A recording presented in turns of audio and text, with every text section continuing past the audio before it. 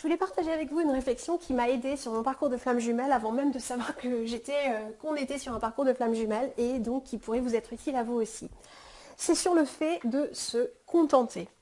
Avec notre beau jumeau, notre belle jumelle, on s'est contenté. C'est-à-dire que peu importe ce qui tient le rôle de personne ou de situation tierce actuellement qui vous empêche d'être ensemble, que ce soit un boulot, que ce soit des enfants, que ce soit une conjointe ou un conjoint, que ce soit professionnel, que ce soit financier, peu importe en fait le blocage qui se trouve principalement, donc le blocage principal qui se trouve sur votre chemin qui vous empêche d'être aujourd'hui, ça peut être aussi des convictions dans la tête de votre beau jumeau, de votre belle jumelle, ça peut être une religion, ça peut être une distance géographique, ça peut être plein de choses.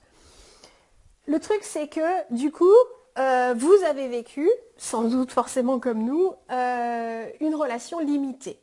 Une relation dans laquelle vous vous contentez. Vous êtes contenté. Alors j'ai même découvert récemment qu'il y avait certaines personnes qui n'avaient jamais déclaré leurs sentiments à leur beau jumeau, leur belle jumelle et qui vivent potentiellement dans une relation ou d'amitié, ou c'est une personne avec laquelle elles sont en contact ou à travers le travail ou quoi que ce soit. Je ne savais pas que ça pouvait être dans ce format-là.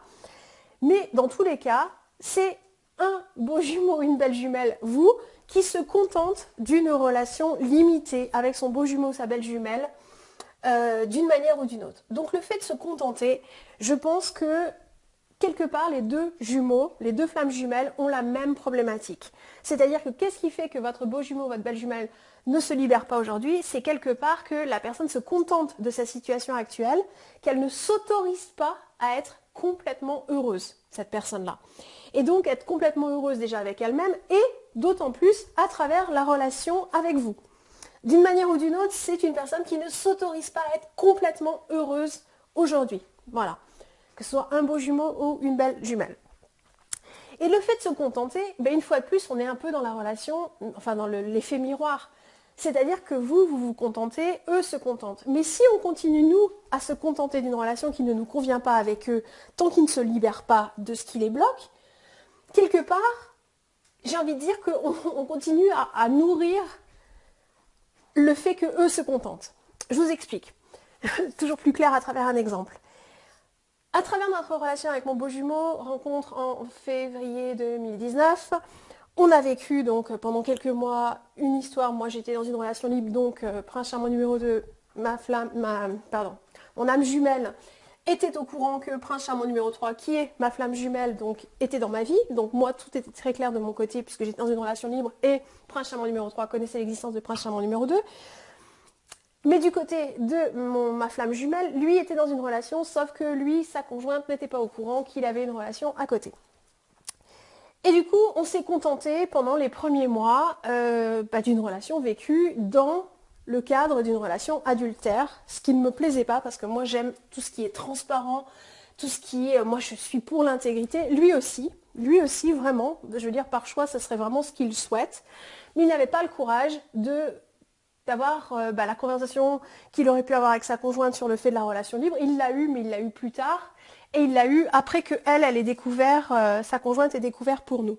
Donc on se contentait d'une relation vécue dans des moments ponctuels, limités et très coupables pour lui après. Donc clairement, c'était pas sur des termes qui me convenaient. C'était pas sur des termes qui lui convenaient à lui aussi. Mais n'empêche qu'on attendait qu'il trouve la force en lui de pouvoir justement gérer les choses, initialement avec l'idée de vivre une relation libre avec sa conjointe et que du coup on puisse avoir notre relation aussi en parallèle vécue sur les termes où tout le monde est au courant et ça se passe bien pour tout le monde. Au final, il a eu cette conversation en juillet 2019 et alors du tout, la conjointe n'a pas du tout ouverte à cette option-là. Et donc, à partir de là, a commencé toute une réflexion dans sa tête de se dire ok, je fais quoi? Est-ce que je continue avec ma vie actuelle avec ma conjointe? Est-ce que ça veut dire qu'il faut que je me sépare pour vivre cette relation donc avec moi, on ne savait pas que j'étais sa flamme jumelle à l'époque, avec son ange comme il m'appelle. Et du coup, ça a été très compliqué pour lui. Et en attendant, pendant qu'il était dans cette réflexion, moi j'étais dans le fait de me contenter parce que je me disais il a besoin de temps. Oui, il a besoin de temps, je le comprends. Et il a très rapidement, en fait, tout de suite derrière, il est parti en vacances 3 semaines donc avec sa conjointe. Et ce qui avait déjà émergé dans son esprit dès mai ou même dès avril 2019, Il s'est rendu compte que de toute façon, avant même notre rencontre, lui et elle avaient parlé de séparation à plusieurs reprises. Voilà, ils en avaient été très proches par moments. Et il s'est rendu compte qu'en réalité, fin juillet 2019, il s'est rendu compte qu'il était au bout vraiment de son histoire avec elle. Mais il n'avait pas la force de tout remettre en question, sa vie, sa sécurité financière, la maison, qui représente beaucoup pour lui et tout ça. Et donc, moi, je continue à me contenter. Lui, il se contentait aussi, mais bon, voilà, il essayait de cheminer, mais il se rendait compte qu'il avait des peurs, la peur de l'inconnu, la peur de perdre ce qu'il a construit et tout ça, en étant pourtant bien conscient qu'en termes de sentiments, il était très au clair sur ce qu'il ressentait ou ne ressentait plus pour sa conjointe depuis quand même pas mal de temps, et il commençait à se rendre compte que c'était plutôt de la dépendance affective, dépendance par rapport à la situation financière qu'autre chose. Donc, mais il se contentait et moi je me contentais. Et donc, moi j'ai commencé à me rendre compte que même si lui avait commencé à faire émerger dans son esprit de manière de plus en plus claire qu'en fait, bah voilà, il ne voulait pas vivre sa vie sans que j'en fasse partie, je le laissais cheminer, mais moi je me rendais compte que bon, cette situation était temporaire normalement et ça commençait à durer, donc je le laissais cheminer, mais je me contentais. Et je me rendais compte que le fait de me contenter, ça ne me convenait pas, ça créait de la frustration. Et donc j'ai commencé, moi j'aime pas reproduire les mêmes erreurs. Et donc quand j'ai commencé à prendre conscience de certaines choses, j'ai commencé à faire évoluer les termes aussi. C'est-à-dire que se contenter, ça ne fait pas partie, surtout quand on a créé la formule du bonheur absolu et qu'on vit sur les termes du bonheur absolu depuis plusieurs années. À partir de ma propre méthode, je suis mon premier cobaye, entre guillemets, puisque je vis ce que je partage, bien évidemment. C'est plutôt d'abord je vis, et une fois que ça fonctionne, je le partage avec les autres.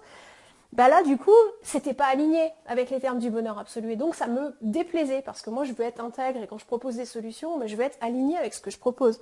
Là, c'était pas aligné avec le bonheur absolu, donc je me rendais compte que je me contentais. Lui se contentait. Et donc, on essayait de trouver, en fait, un format pour faire évoluer les choses, le faire évoluer lui aussi, pour qu'il arrive à prendre la bonne décision pour lui-même avant tout.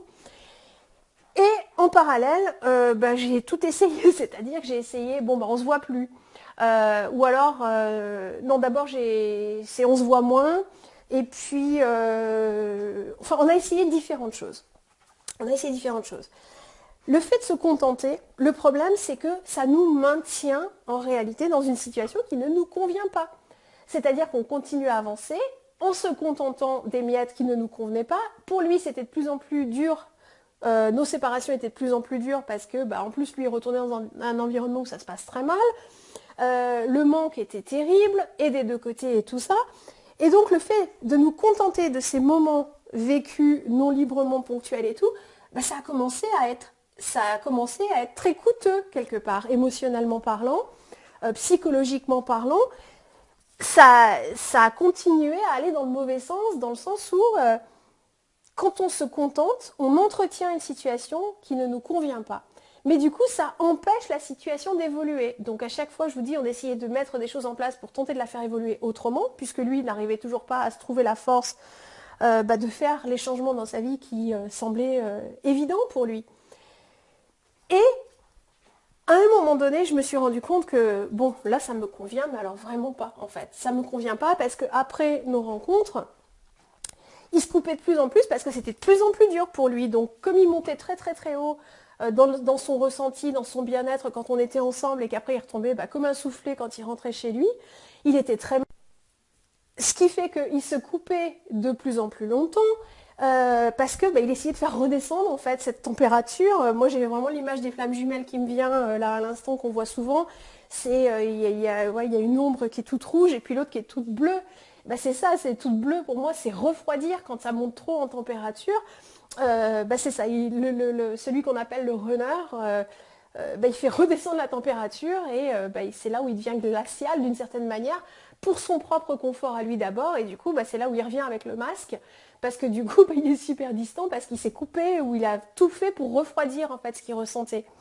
Et donc il ne veut surtout pas rajouter de l'intensité pour ne surtout pas remonter en température quelque part, en émotion, parce que du coup c'est trop dur à gérer en fait. Et donc on a vécu la relation sur ces termes-là. Par moment, moi, j'ai commencé, je crois, alors il y a eu le confinement, donc 3 mois, et on s'était revus en mai, une fois en juin. Mais moi, je me rendais compte de la limite des moments qu'on vivait. En plus, on avait l'impression, entre guillemets, d'être des sans-abri parce que, ok, alors on pouvait être ici chez moi, ça posait pas problème. Mais si on voulait se voir ailleurs, bah, après, on était obligé de se séparer quoi qu'il en soit. Donc, de toute façon, c'était pas des moments complets. C'était des moments complètement limités surtout. Et très inconfortables pour tout le monde. Et donc j'ai commencé à envisager que bah, on arrête de se voir en fait. Tant que tu n'as pas réglé les choses dans ta vie, eh ben, on arrête de se voir. Et pourquoi c'est important de ne plus se contenter? C'est parce que là, la situation peut commencer à évoluer. Parce que qu'est-ce qui se passe avec nos beaux runners ou nos belles runneuses? Alors si vous avez écouté ma vidéo sur le chaser et le runner, vous comprenez maintenant que j'ai une perception très différente. Mais là, juste pour simplifier l'échange, ou en tout cas le partage de cette vidéo, on va les appeler le runner. Le runner, il s'est toujours contenté dans sa vie. Comme nous, d'une certaine manière. Nous, on s'est souvent quand même contenté, même si on a été plus loin dans le fait de s'offrir plus de bonheur qu'eux, généralement. Mais n'empêche que eux se sont toujours vraiment contentés. Ils ont souvent existé à travers les autres pour faire plaisir aux autres. Et c'est ce qu'ils continuent à faire aujourd'hui. Et c'est sans doute leur blocage actuel est en lien à ça.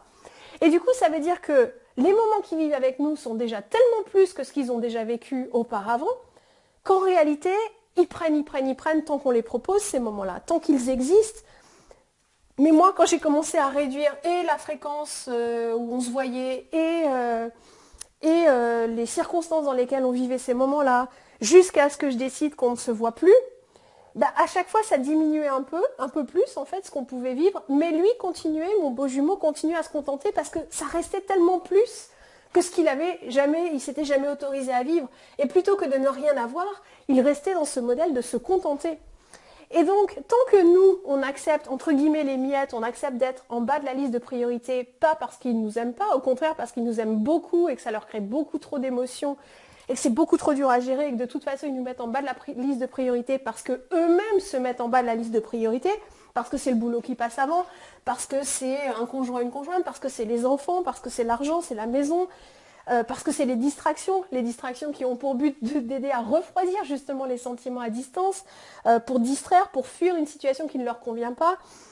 Et du coup, on est en bas de la liste, mais eux, même en nous mettant en bas de la liste, parce qu'eux-mêmes se mettent en bas de la liste, ils continuent à se contenter, mais avoir le peu qu'ils ont avec nous, c'est tout ce qu'ils sont prêts à s'offrir. Et comme ça ne nécessite pas de changement dans leur vie, ils prennent jusqu'à ce qu'on donne en fait. Et c'est pour ça qu'à un moment donné, il faut s'aimer. Alors c'est où il faut s'aimer suffisamment pour arrêter d'accepter les miettes qu'on reçoit d'eux. C'est pas sans leur en vouloir. Ils en sont là, ils ont leurs limites. On les aime inconditionnellement, ok, avec leurs limites. Mais aimer inconditionnellement, comme je l'ai expliqué dans une autre vidéo, ça ne veut pas dire accepter tout et n'importe quoi dans les termes de la relation.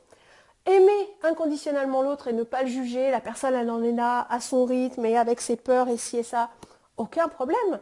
Mais ne pas accepter inconditionnellement tous les termes qui nous sont proposés et les miettes.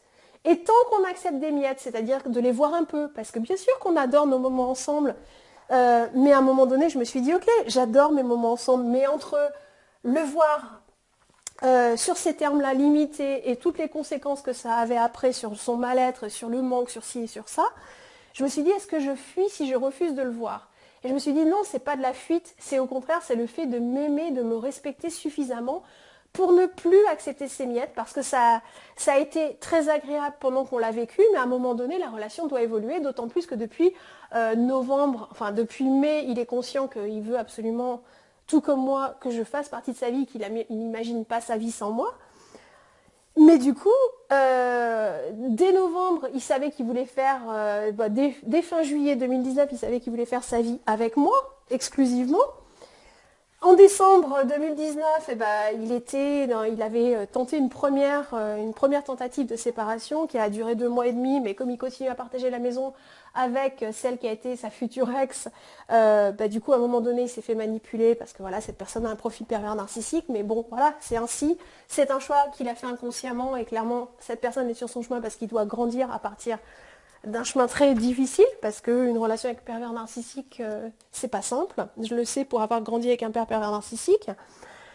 Mais du coup, Ça veut dire qu'on continue à se contenter et à un moment donné, il faut s'aimer suffisamment. Alors c'est oui, il faut s'aimer suffisamment pour se dire je mérite mieux que des miettes. Lui ne s'autorise pas à se rendre prioritaire dans sa vie et à s'autoriser à être heureux. Ça ne veut pas dire que moi, je dois en pâtir, je dois pâtir de son choix. Donc à un moment donné, on le dit dans la théorie, enfin ils le disent dans la théorie spirituelle des flammes jumelles, on doit se choisir. On doit se choisir parce qu'on doit s'aimer assez. Et si on ne s'aime pas assez encore pour faire ce choix, j'ai envie de dire, du coup, il faut le faire à l'envers. C'est-à-dire qu'il faut faire ce choix pour s'aimer assez. C'est une preuve d'amour vis-à-vis de soi-même de ne plus accepter les miettes. Et je pense notamment à ces personnes qui seraient dans une relation d'amitié alors que ce qu'elles veulent, c'est beaucoup plus dans la relation. C'est risqué. Oui, c'est risqué parce que ça veut dire qu'on est prêt à perdre ce qu'on a alors que ce qu'on a, c'est déjà très très beau. Mais à un moment donné, on ne peut pas se contenter parce que le fait de se contenter empêche la relation d'évoluer. Ça empêche le beau jumeau, la belle jumelle qui a besoin de grandir. Et nous-mêmes, on a besoin de grandir aussi. Parce que la séparation, elle est très utile, j'en parle aussi dans une autre vidéo, pour grandir, pour aller à la rencontre de nous-mêmes, pour atteindre notre propre complétude, pour travailler sur nos blessures de l'âme, de l'enfance, les 5 blessures, pour aller à la rencontre de nous-mêmes et nous aimer, nous, inconditionnellement. S'aimer inconditionnellement pour s'offrir le meilleur. Et pour pouvoir s'offrir le meilleur, il faut être convaincu qu'on le mérite. Et donc, il faut travailler sur son estime de soi et la confiance en soi. D'où la transformation que je propose, bien évidemment, à travers la transformation qui se fait sur plusieurs niveaux. Mais les premiers niveaux de transformation, le premier niveau de la transformation, vous pouvez en apprendre plus sur www.réussiteabsolue.com, c'est sur l'estime de soi et la confiance en soi. C'est absolument indispensable.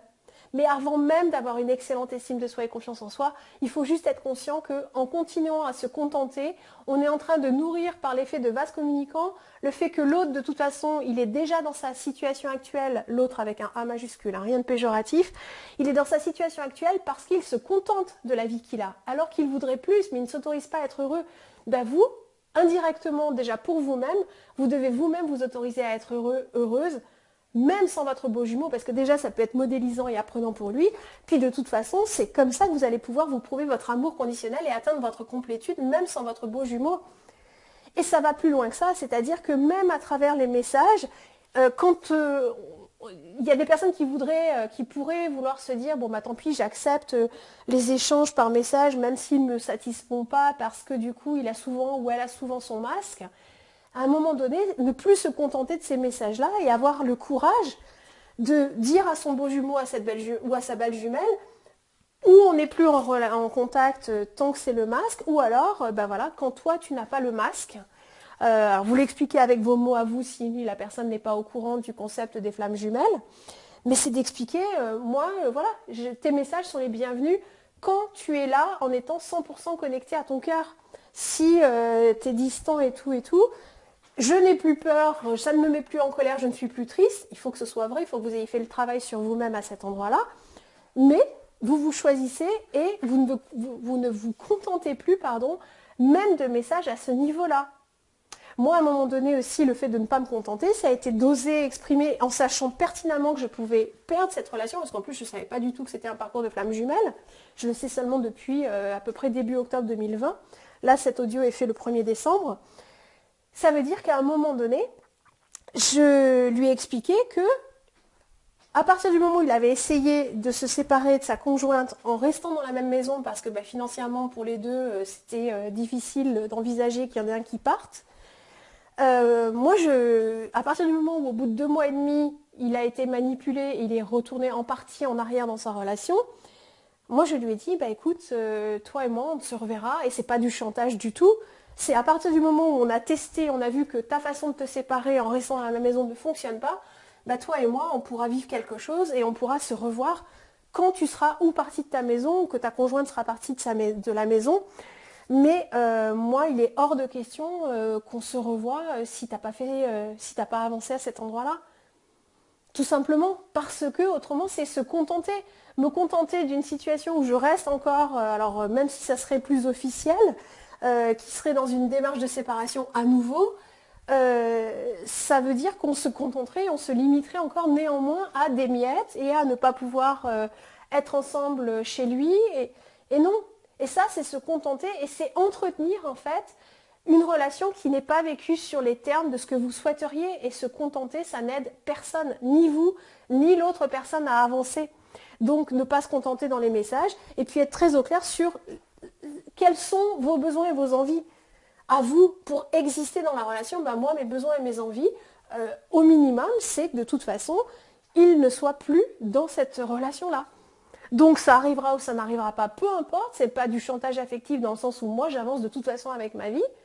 Je l'accueille inconditionnellement quand il n'a pas son masque, mon beau jumeau, et il est toujours le bienvenu dans mon portable.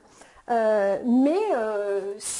posé mes limites. Quand on se choisit, c'est pas être égoïste, c'est d'oser exister dans sa vie à partir de qu'est-ce qui est acceptable pour moi, qu'est-ce qui n'est pas acceptable. Moi, je ne retourne pas dans une situation où il va tenter de partir, mais qu'à tout moment, il peut être manipulé pour retourner en arrière.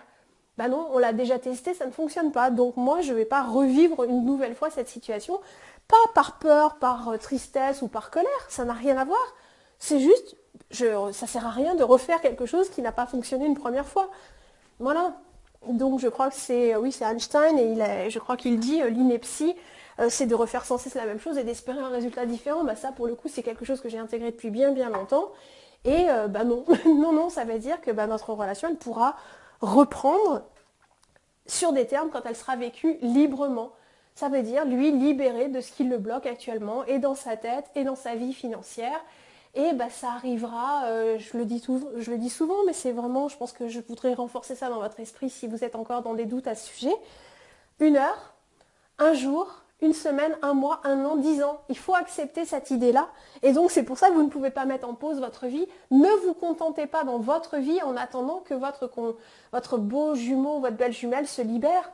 Parce que là, quelque part, en termes des vases communicants, vous n'aidez pas, non seulement vous ne vous aidez pas vous-même, ce n'est pas vous aimer inconditionnellement que de vous offrir une vie limitée en attendant son arrivée. Et puis, par l'effet des vases communicants, du coup, quelque part, vous renforcez toujours plus le fait de, chez votre beau jumeau, votre belle jumelle, le fait de se contenter aussi. Et tant qu'eux, ils ont des miettes, ils prennent. Comme nous, on a pu le faire longtemps, sans doute, avec eux, comme des personnes qui se contenteraient d'une relation d'amitié alors qu'ils sont très au clair sur le fait que c'est une relation amoureuse, parce que peut-être que vous l'avez déjà vécu ensemble, ou vous l'avez peut-être pas encore vécu parce que vous n'avez jamais osé admettre vos sentiments. Mais c'est pareil, être authentique, c'est pas se contenter, c'est-à-dire que c'est oser exprimer vos sentiments, puis c'est oser exprimer ce que vous souhaitez sur vos termes à vous. Ça ne veut pas dire que c'est égoïste, ça veut dire que l'autre connaît les conditions, non pas de l'amour que vous avez pour lui, mais les conditions de ce qui est acceptable pour vous pour pouvoir envisager une relation avec cette personne-là. Moi, je sais qu'une de mes amies est dans un parcours de flamme jumelle aussi, et elle est très au clair sur le fait que si son conjoint ne grandit pas sur certaines choses, elle n'a plus envie de cette relation. Voilà, ils l'ont fait pendant plusieurs années, et elle se rend compte qu'elle, elle a tellement cheminé, elle est tellement dans une belle complétude, elle aime tellement sa vie, tout comme moi j'adore la mienne, et elle n'est pas prête à accepter tout et n'importe quoi par rapport à son retour. C'est pareil, son retour à lui, parce que lui aussi est dans une relation, il est toujours avec sa conjointe, avec qui, il est très au clair sur la différence dans ces deux relations. Mais pour elle, c'est pareil, non, déjà, tu seras libre, parce que moi, j'ai plus envie de vivre caché. Ça, c'est ce que dit ma meilleure amie, mais c'est vraiment ça. Et puis, par rapport au fait de grandir, c'est justement d'oser penser à lui, d'oser vraiment penser à ses besoins et à ses envies. Et s'il n'a pas cette capacité, mon amie, elle est comme moi, elle dit non, tant pis, je l'aimerais inconditionnellement, et puis je l'aimerais peut-être inconditionnellement toute ma vie à distance s'il n'a pas cette capacité. Donc ne vous contentez pas. Déjà, je le dis tout le temps dans la théorie du bonheur absolu, parce que on ne peut pas être dans le bonheur absolu et se contenter quelque part dans notre vie. C'est juste incohérent. Voilà, c'est juste, ça ne fait aucun sens. Et c'est ce qui a fait qu'à un moment donné, je me suis dit non, moi je ne peux pas vivre depuis des années et tout faire pour vivre toujours plus à un niveau toujours plus élevé du bonheur absolu, mais vraiment bonheur absolu partout dans ma vie, et là avoir cette relation sur des termes où on a des miettes de moments de bonheur. Non, non, moi c'est le bonheur absolu, c'est en continu, c'est pas des plaisirs intermittents, c'est pas du bonheur à des moments ponctuels. Non, non, moi c'est le bonheur absolu, c'est en permanence, c'est continu. Ce que ne nous permet pas la situation avec mon beau jumeau. Donc, si lui ne peut pas s'offrir ça, et que du coup, on ne peut pas s'offrir ça parce que lui ne s'autorise pas le bonheur, ben moi je vis mon bonheur absolu toute seule. Et si à un moment donné, voilà, si j'avais une opportunité, je rencontrais à nouveau une âme sœur ou une âme jumelle, eh bien écoutez, je m'autoriserais à le vivre, à vivre cette histoire. S'il y avait une opportunité, je ne vous cache pas que je ne vais pas la chercher dans le sens où j'aime tellement ma vie qui était déjà tellement, tellement pleine actuellement, rien qu'avec mes moments avec moi-même, avec mes passions, avec mes amis, avec ma mission de vie qui est ma société que j'ai créée dès 2006, qui a évolué avec le temps jusqu'à ce que je découvre vraiment ma mission de vie. Bah, du coup, il faut vraiment que la personne qui rentrerait dans ma vie, pour en plus être autant que ce qu'est mon beau jumeau à mes yeux, ça va peut-être pas arriver demain. Et en même temps, je suis ouverte à la possibilité que si ça arrivait demain, je ne vais pas me priver de vivre une belle histoire d'amour qui durera, pareil, là encore, 1 heure, un jour, une semaine, un mois, un an. Peu importe, je ne vais pas conditionner ma vie, je veux être heureuse sur mes termes à moi. Mais comme j'ai plus cette dépendance affective, que je n'ai plus besoin d'être dans une relation de couple pour me sentir complète, c'est ça qui est génial avec la complétude et l'amour inconditionnel vis-à-vis de soi-même, c'est qu'on n'a plus besoin absolument d'être dans une relation de couple. Alors on peut avoir des envies, des envies physiques, sexuelles. Bon, après chacun voit à quel point il a des envies, à quel point il a besoin ou envie de les combler. Mais au-delà de ça, moi j'ai pas un besoin absolu d'être dans une relation de couple. En tout cas actuellement, c'est pas une nécessité pour moi. Donc voilà, c'est juste pour vous dire, ne vous contentez pas. Vivez votre vie sur les termes. En tout cas, bon, la plupart des gens ne sont pas toujours très au clair sur où ils n'ont pas toujours l'ambition du bonheur absolu, parce que le bonheur absolu, c'est pas juste 2 mots que j'ai mis ensemble et non, il y a il y a tout un sens derrière le bonheur absolu. C'est pas, oui, c'est la complétude, ça c'est sûr, ça en fait partie, c'est évident, mais il y a toute une façon de penser et d'agir dans tous les domaines de sa vie pour vraiment, vraiment vivre le bonheur absolu à tous les endroits de sa vie. Mais déjà avec la complétude avec soi-même. Mais on ne peut pas se contenter et on peut encore moins se contenter de ce qu'on vit avec notre beau jumeau, notre belle jumelle. Juste pas possible. Donc continuez, si vous continuez à vous contenter de petits moments que vous voyez ou vous les voyez alors que vous avez envisagé déjà sérieusement, que vous avez parlé d'une vie ensemble, quelque part, en vous contentant de ces petits moments-là, souvenez-vous juste que votre beau jumeau, votre belle jumelle, ils sont prêts à s'offrir des miettes et à se contenter parce que ça évite pour eux d'avoir à remettre en question ce qui bloque sur leur chemin. Et ils sont prêts à se contenter vraiment du minimum. Donc oui, c'est prendre un risque parce qu'à un moment donné, je me suis dit, mais mon beau jumeau, il est prêt à se contenter juste de mon amour à distance. Bah oui, si c'est ça pour l'instant, même si on n'a que des échanges, alors il n'a pas coupé le contact complètement, mais moi je n'écris plus. S'il m'écrit, je réponds. Si je vois quelque chose qui me donne envie de lui écrire, je ne me prive pas, parce que du coup, j'ai pas peur qu'il ne me réponde pas, ou j'ai pas peur qu'il me réponde avec le masque. J'ai plus de peur, j'ai plus de tristesse, j'ai plus de colère par rapport à ça. Mais il y a de moins en moins de choses qui me donnent envie, quelque part, d'écrire. Et ça ne veut pas dire que mes sentiments ont changé, ça veut juste dire que quel est l'intérêt en fait? Quel est l'intérêt? Voilà, on est connecté au niveau de la 5D, et ça j'en suis convaincue, moi je ressens tout l'amour qu'il a pour moi, même sans qu'il me le dise, parce que je le sais, je l'ai tellement vécu dans les moments où on est ensemble que je sais ce qu'il ressent pour moi. Je veux dire, voilà, il l'a dit, il l'a montré, on l'a vécu, tête, cœur, corps, à tous les endroits, donc je veux dire, j'ai zéro doute là-dessus. Et puis, moi je ressens l'amour que j'ai pour lui. Donc, c'est pas que je me contente, c'est juste que moi j'ai fait tout ce que je pouvais faire pour que cette relation, elle puisse être vécue librement. Lui n'est pas encore prêt à se l'autoriser, donc je ne vais pas aller forcer ou aller sauver ou aller contrôler la situation. Non, la balle est dans son camp et je ne me contente pas en attendant, c'est-à-dire que je vis ma vie complètement pleinement. C'est pour ça que je vous dis, si j'avais une opportunité de faire une belle rencontre, je la vivrais et je la vivrais sans culpabilité. Mais ne vous contentez pas, je vous dis, vos beaux jumeaux, vos belles jumelles sont prêts à s'offrir des miettes. Donc soyez modélisants. Déjà pour vous-même, parce que c'est important, et puis indirectement pour leur montrer que, voilà, vous n'êtes plus prêts à vous offrir des miettes, et peut-être que eux, ça les aidera à se remettre en question, de se dire, mais, ah oui, moi apparemment, je continue à être prêt à m'offrir que des miettes.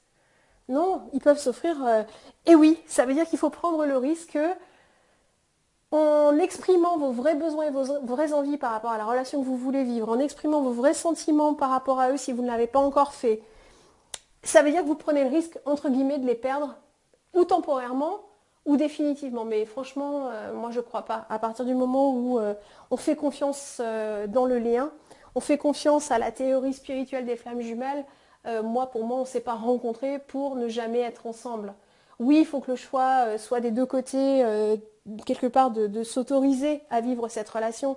Mais je ne pense pas que la vie soit cruelle pour nous faire nous retrouver et puis après qu'on ne puisse pas aller au bout. Non, ça prendra le temps que ça prendra. Mais ne vous contentez pas parce qu'en vous contentant, vous limitez le fait que l'autre puisse grandir. Oui, c'est risqué. Et oui, à un moment donné, je vous dis, moi je suis allée jusque-là et tant pis, ou tant mieux en fait. Je suis contente quand même de l'avoir fait, même si ça m'a fait peur sur le coup. C'est de me dire, mais il est capable de juste se contenter de savoir que je l'aime en fait. Parce que lui, il trouve déjà nos moments, il trouve déjà incroyable que moi je puisse l'aimer, parce que lui ne comprend pas pourquoi je m'intéresse à lui et pourquoi je l'aime autant. Je me suis même dit, voilà, il est capable de se contenter, même sans être en contact avec moi, il est capable de se contenter rien que du fait de savoir que je l'aime. Bah si, ok, s'il est prêt à s'offrir que ça prouve bien qu'il n'est pas prêt à s'offrir à être vraiment heureux. Et donc ça veut dire qu'on ne peut pas être ensemble tant qu'il n'a pas grandi pour s'offrir plus dans la vie. Et donc il doit gagner en estime de lui, il doit gagner en confiance en lui, il doit soigner ses blessures de l'âme, ses blessures de l'enfance. Et ben, c'est un travail qu'il a à faire. Et moi, je vis très très bien ma vie en attendant. Et mes sentiments pour lui ne changent absolument pas. Du tout. Qu'on soit en contact ou pas, ça ne change rien. Qu'on se voit ou qu'on se voit pas, ça ne change rien. Qu'il me dise où il en est ou pas, ça ne change rien du tout. Mais vraiment. Voilà, c'était mon invitation du jour. Si vous l'acceptez, pour penser autrement, pour ne pas vous contenter, parce qu'en vous contentant de miettes, je pense, en tout cas c'est mon point de vue, après le libre arbitre, voilà, c'est à vous de juger de ce qui fait sens pour vous, des risques entre guillemets que vous êtes prêt à prendre, mais quand on s'accroche à quelque chose en se contentant, on s'empêche d'obtenir le meilleur, tout simplement. Donc moi je préfère lâcher des miettes pour me donner l'opportunité, je l'espère à un moment donné qu'on puisse vivre cette relation librement, mais en tout cas je mérite mieux que des miettes, voilà. Et lui, il a besoin de comprendre qu'il mérite mieux que les miettes de la relation qu'on a eue, aussi extraordinaire qu'aient pu être ces 36 moments magiques qu'on a vécu ensemble, ces miettes. Elles étaient certes extraordinaires, mais à partir du moment où on a fait des projets de vie pour pouvoir vivre ensemble, du coup, moi, je ne vais pas rester sur les miettes, c'est où j'ai le gâteau, où je mange pas, où je mange pas avec lui en tout cas, où je mange pas, voilà. Je mange autre chose, tout simplement. Un autre gâteau qui serait très bon, et un autre gâteau, c'est pas nécessairement dans une relation de couple, c'est plein d'autres choses qu'on peut vivre dans sa vie. Ne vous contentez pas, vous méritez le meilleur. Vous méritez le meilleur à titre individuel et vous méritez le meilleur dans une relation. Et si cette personne n'est pas prête pour l'instant à s'offrir le meilleur, ça ne veut pas dire que vous devez être limité par rapport à ça. Tout simplement, offrez-vous le meilleur, ne vous contentez pas, ce n'est pas vous rendre service, ce n'est pas rendre service à votre beau jumeau, votre belle jumelle, ce n'est pas rendre service à la relation, de la vivre sur des termes limités. Soyez au clair sur ce que vous souhaitez, sur ce que vous méritez, et prenez le risque d'aller au bout. Voilà. Ou alors, autrement, acceptez de manger des miettes, peut-être encore pendant longtemps, mais vous méritez mieux que ça, tout simplement.